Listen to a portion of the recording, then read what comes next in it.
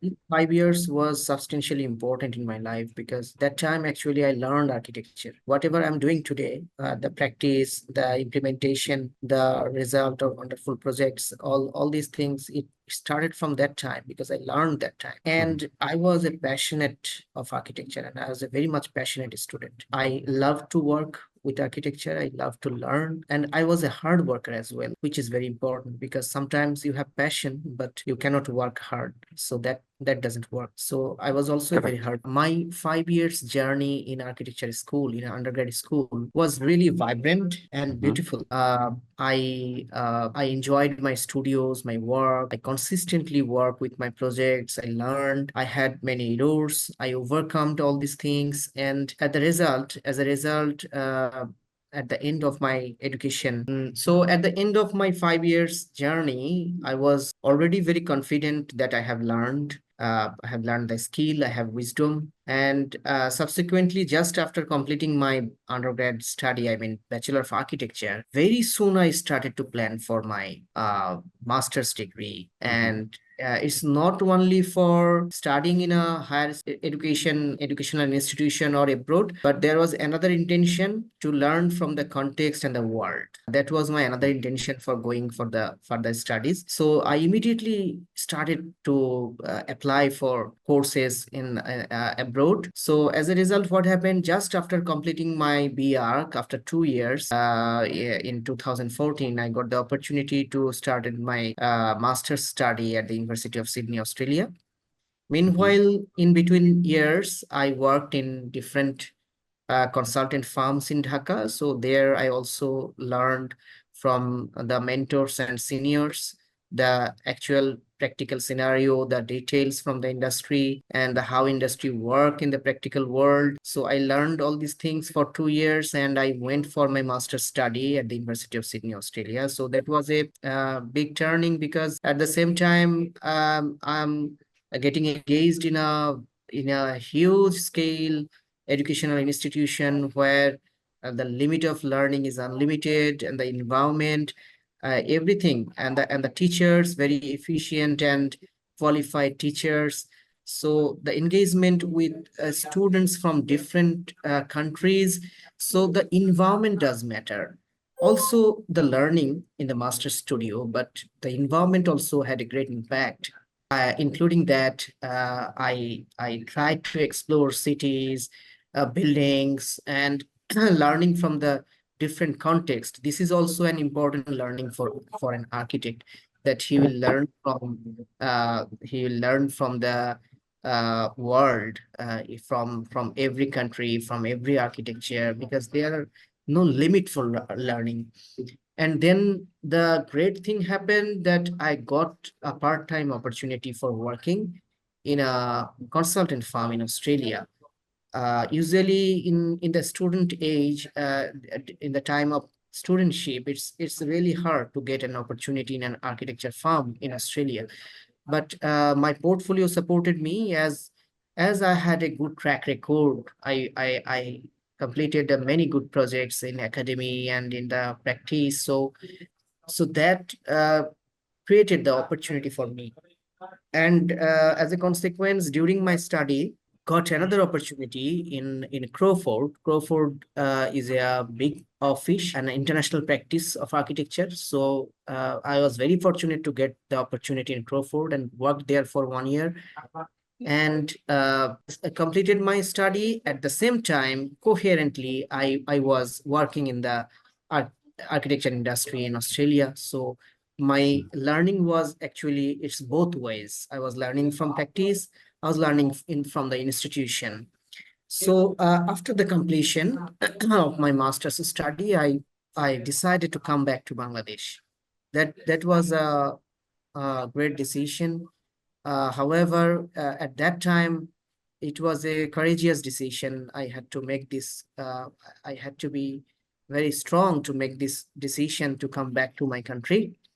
So I did it. I just left my job and I completed my study and I come back to Bangladesh. And so after coming back after 2.5 years, it was kind of a new journey, and kind of tough at the initial stage.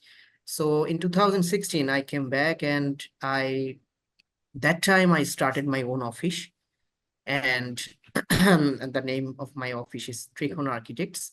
Mhm. So that time I started my own office, but it was a truly a small scale. It's basically a one-man office. I was I was the Mhm. only person, and uh, at the same time, for financial strength, I also engaged in teaching. Also, teaching was something I'm passionate about. That is also true, Mhm. but that Mhm. time, some kind of financial pressure was a matter to getting engaged in teaching. So I joined as a lecturer in a private university in Dhaka, which is one of the oldest public private universities in Bangladesh, and reputed one. So that actually opened up another door for me that time, Mhm. because Mhm. this every turning point has some impact into my career. Because whenever I went back to the undergraduate studios as a teacher, that time I started to look at projects in a different way. So in one day I was a student, but that time I was a teacher, and I was looking into about 30 projects, 40 projects together, how students are thinking and guiding them, learning from them, looking at different approaches. So it's kind of together. So I taught for I teach for at least 5 years. I was full-time teacher. At the same time, I was into practice. I was balancing my teaching career. At the same time, I was working in my office as a practicing architect. And that time, my commitment, my wisdom, my confidence, my passion for work, all these things helped me to give birth of wonderful projects from the very beginning, and we got success. We did one project, and that uh, that was really amazing, and we got another 5 projects, and we got another 10 projects. So it was like it's growing and growing day after day. And within this is actually 9 years since I started my own office. So it's Okay. gonna be a decade next year. So Mhm. I won't say it's a very long time, but my dedication, my power of organization, and maybe my leading ability and many qualifications together. Actually, success is not only about the knowledge you have or the skill you have. You have many other things you need actually, like the your quality, your Correct. honesty, your Mhm. commitment. Because whenever you are serving an industry, which industry it is doesn't matter, but your Mhm. honesty does matter, because you are dedicatedly providing your service. You are not cheating with anyone. So what happens? One person who come to you convey your message or your strength to many other people, and then many other people Mhm. again come to you, and that's the way you grow. So at the starting point, if you lose your quality, or either if you lose your honesty, you cannot be successful. Correct. So wisdom was the strength, wisdom was the strength, the experience was the strength, learning, the whole learning was the strength, and the service was standard, and the service was quite efficient. So altogether it worked. As a result, what happened in the within 9 years of journey, we have become almost one of the biggest offices in Bangladesh. We have many big projects. Now we have a big team. It's like it gonna be 20 plus architects together here in my Mhm. office very soon. At the moment, we are about 15, 16% in-house, and we have many more from outside supporting us. We have won many awards, international awards. That was a great encouragement. And we have done with many interesting projects. We have got reputation, publications, exposures, and now it's a dynamic journey because a lot and lot to do. And now it is about my contribution to the country or to the world. We are in that stage. Yeah, it's pretty much like this. Probably I have spoken a lot and No problem. and So gone through actually, very detailed. yeah, actually it covered most of our questions. So Can you hear me? just want to say that something wrong with the internet connection. Yeah. It shows, yeah, it's little unstable. Yeah. So, okay. So move on to next question, please. Fine. Okay. So now, can you talk about your expertise in spearheading prominent architectural designs, which have also served to raise international standards in Bangladesh? So actually specialization, whenever you want to do a good architecture, then you need specialization in every sector. Right. An architect is probably, he has to be a master of everything, every discipline, every knowledge he requires. But to be point out into my specialization, I would say my specialized sector is sustainable design. I did my master's in sustainable design, that means environmental design. And I believe that actually I not only I just did a study here, I believe in it because a sustainable design is something that whenever you are designing sustainable building, that means green building, more commonly called green building, whenever you are designing green building, then you are actually doing something for this earth, because this Correct. environment, the current environmental condition, all together we are in a very odd situation. As you have seen, the temperature is rising, there is ice melting, there is storms, there is natural disasters, and the carbon emission level is high, there are different diseases. Altogether the world is in a very catastrophic situation at the moment. Correct. So what you can do with architecture to overcome this situation? So architecture is one of the greatest contributor into it, because as people live in building, and building consumes electricity, and electricity comes from non-renewable resources. Whenever you are optimizing the resources into your design, then definitely you are doing something for this universe, for this world.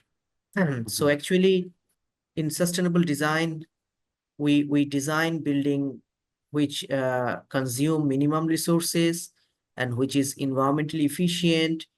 And my specialization is into that sector, to design sustainable buildings and sustainable communities, sustainable culture. Also, I would say, along with that, many other aesthetical, technical expertise actually enabled me to do good architecture. It's not only one thing that helped, because I have to have a very sound knowledge of construction, technology, the contemporary technologies, different functional aspect, different knowledge, and time to time we're learning again and again. Like say, Mhm. for example, if I'm going to do a new project which I have never done, like say for example a zoo. Maybe if I'm going to design a zoo, then I have to learn about many animals. So this is the new thing I have to learn at this stage of my life. So learning process, it is continuous. The great thing is the intention, how if I want to learn or not. So anyways, so we are learning and implementing and getting specialized in different sectors day by day. Now, can you talk about your daily roles and responsibilities at your firm, and how does that help in driving business growth? So I have to start my daily routine. I have to depict that, because on an ideal day, when I think this is my ideal day, I start my day with yoga. Mhm. I start my day at 5:30 in the morning, and I go Mhm. for a yoga practice, and which is a 1 hour course. And I know yoga is very popular in India, and Yes. it is also getting popular. So yoga is excellent. It gives you great energy, and your mind, body all together. So that's a boost up in the morning. And I don't stay a long time after getting back from yoga at my house. I just have my breakfast and I come to my office. So it's about 7:30. Usually people come at 9:30, but I come 2 hours earlier than them, because being the Mhm. principal, being the leader of the office, I have many responsibilities, Mm-hmm. and I start my day from 7:30, and throughout the day, actually, yeah, I have a list. We use softwares to schedule our work, to supervise other architects, to attend meetings. We have supporting software organizing all these things, because beforehand I know what I have at 11:30. I know what I have at what 2 p.m. So like interview with you, it was Mm-hmm. also noted there. So it's a organized plan for the whole day, that how many people I'm going to appoint or how many people I'm going to meet today, or any site or anywhere I'm visiting. But mostly, what I love to do most of the time, working with my colleagues. That means Mm-hmm. I am the principal, so they always wait for my instructions. That is the most enjoyable part for me, that I spend most of the time in projects, in design works, engaging with my juniors, with my assistant architects, with my colleagues, instructing them, innovating, sketching, working with new projects. This is the most loving part, but many other responsibilities, attending many meetings, attending many calls, going to the sites, and even sometimes, I have to look after the recruitment, who is going to join, doing Mm-hmm. interviews, and also there are many other social responsibilities, because being an architect, also being very successful into my career, this country has given me many responsibilities. Like I have in different roles in Institute of Architects Bangladesh, and I am into many international architectural committees, working for the society. So those are other works I have to do. So what happens, like from 7:30 to maybe 9 or 9:30 at night, this half of a day or more than that, this 15-16 hours time, I am completely into work, and one after one, I have a schedule for every day, and literally there is not a single minute to sit down. That's the thing. Whenever you are progressing, normally it happens. You'll not get time. Okay, so now, so I would like to know, so what piece of advice you would give to the emerging architects who wants to succeed in this profession? Yeah, it's pretty simple. Mm-hmm. I believe every successful person would tell the same thing. It's not different, something I'm going to tell, that you have to be passionate, you have to be hardworking and honest. This is the most important thing, because I cannot tell anyone specifically, you learn that thing, you learn those things, or Mm-hmm.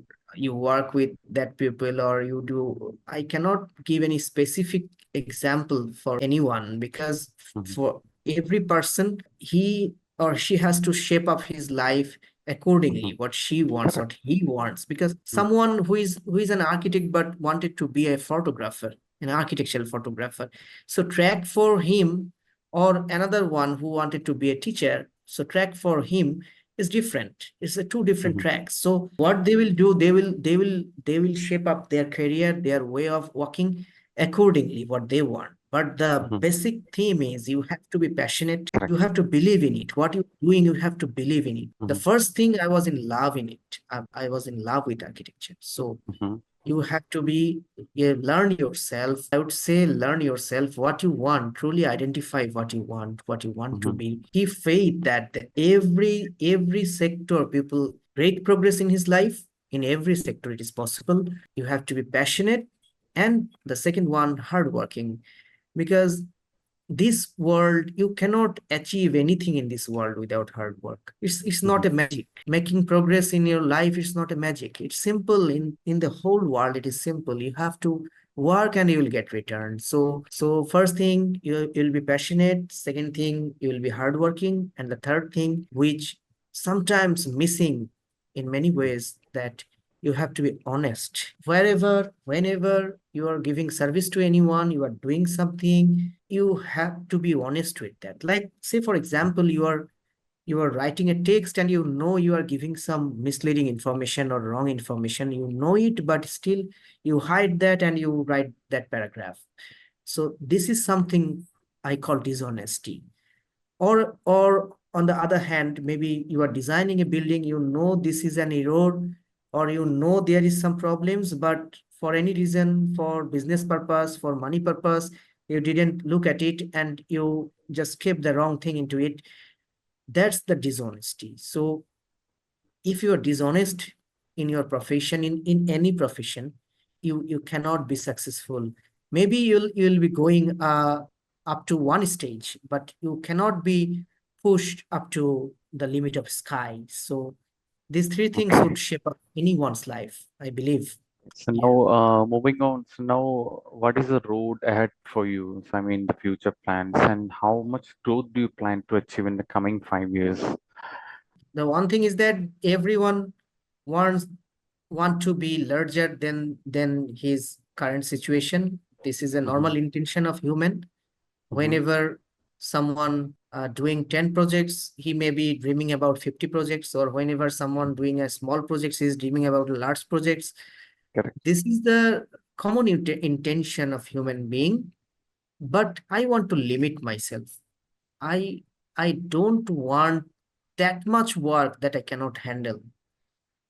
Mm-hmm. uh yes, there is a structure, there is other people, I can engage more people maybe, but what it looks like that one project, someone is designing one project by my name, but I have no engagement with that project. What, how it Mm-hmm. looks like, this is also dishonesty. So I don't want that.